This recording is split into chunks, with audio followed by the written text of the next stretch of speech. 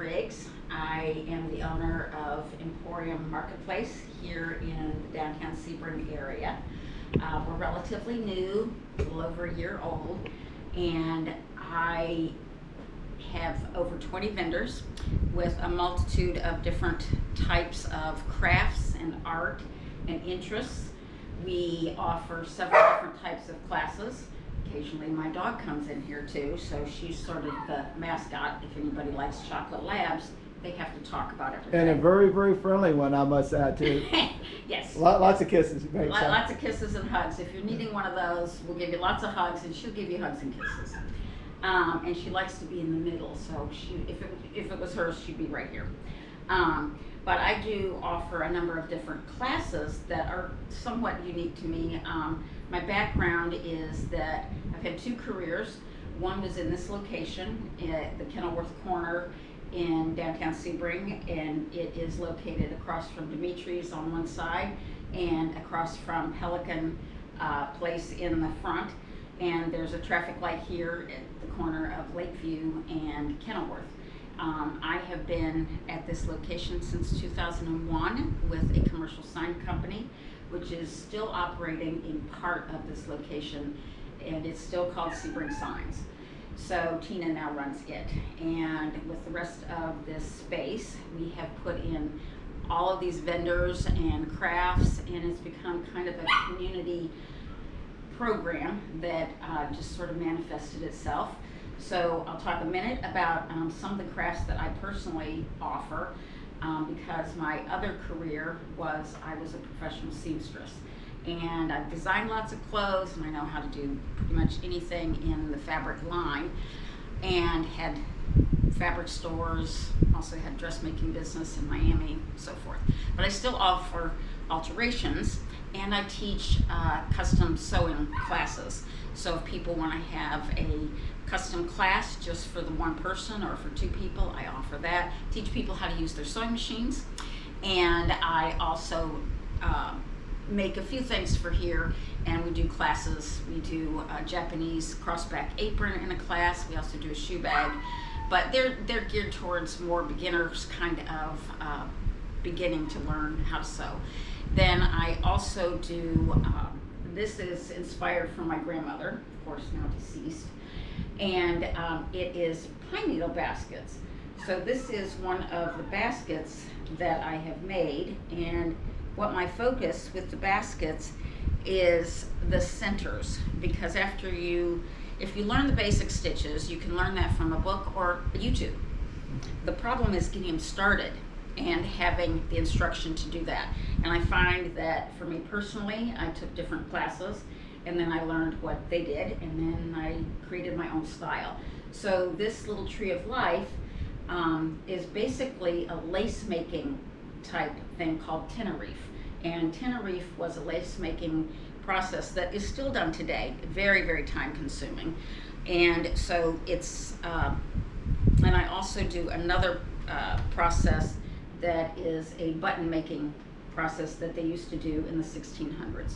So I teach those 2 techniques on how to make the insides to start a basket. So it's a little different. I also tell my students with that how to treat the needles. These are just pine needles from Florida. They are gathered when we have a hurricane. So I go out and get them fresh when a tree limb falls down, and then I wash them, and then I treat them with glycerin, and they become very pliable, and they stay that way for years. So I can make them ready for my classes, and I might not want to have the class for 5 years, but the needles will stay pliable, and I do different types of threads, and that's all the stuff that I teach about pine needle baskets. The other class that I do is a multi-media kind of class, that mixed media. And mixed media that I use for my stuff is alcohol ink. So I like upcycling things. So I do an origami rose, and this is upcycled from transfer paper that you would normally make a t-shirt with. And the alcohol ink, you have to use a non-porous surface, which means you have to do it on a piece of glass or vinyl or plastic. And so this outside leaf is done on vinyl vertical lines. So we have the flower that's folded origami, and it has the inks, and then this I take and put in a toaster oven, or you can heat it with heat gun to get it pliable to make the different. And the detail just uncanny. I mean, It's pretty amazing. Yeah, it is. So I say that I do art classes for people with no talent.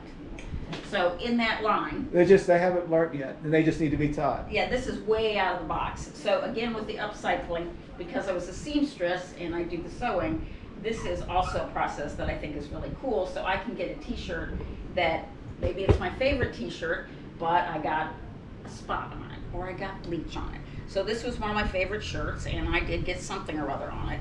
So the technique that I did with sewing is, and I also take yoga, have for years. This is called the tree pose, and this technique is called reverse applique, and I do it in a special way that's designed just for knit fabrics. And there's also a reverse type that people use in quilting, but mine is dedicated to using for knits because I started teaching people how to sew with knits in 1972. And that was my passion, to teach grown-up people, even though I was a teenager, how to work with knit fabrics. So teach them how to do a t-shirt all the way to a bathing suit in that course. So lots of background in the sewing. And then this was my later in life projects, is with the alcohol ink.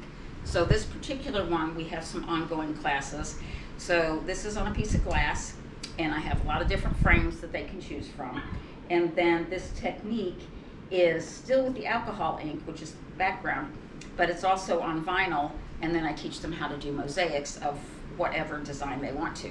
So I have pre-printed dolphins and flamingos and dogs and various things that they can choose from. I just like this lady with this hat. And it's a very easy, like I said, no talent needed, but you cut the pieces and then you stick them on here because the sticky is on the back of the vinyl. So this is a mosaic done with alcohol ink. And then you can also use it to make a wreath. So in 2020, I used to give classes, and the wreath that was done with, like I said, it's all about these weird things that you can pick up on the side of the road, or you buy at, when you're at Habitat or any of these places, they'll sell used vertical blinds and for next to nothing. And so that's that background. And a little bit about sorry about that. The shop itself has so many different artists they have leather. We have a guy here that comes in every Friday morning, so if you want a specially unique custom piece of leather, a belt, a purse, whatever, he is amazing, and every single stitch is done by hand. And so if you were trying to order something, you could order it from him, or at him. He fixes like their gun holster, or you name it. If it's done in leather, he can do it. He's amazing, and he donates all of his proceeds to his granddaughter that's special needs. So everybody that is here has such a heart for people and giving, and I've been told many times, and I feel the same way, that you can feel the peace and the harmony when you come in the door. So there's a lot of Christian stuff. We have a lot of crosses made from wood, jewelry, and just so much talent here. It's really hard to pick, but we do invite people to come and hang out, and you won't see it all in one day. So, no, that's for sure. I could be a testimony on that.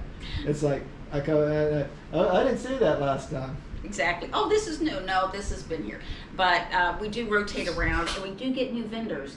So earlier today, I had a lady that was specifically asking for crochet classes.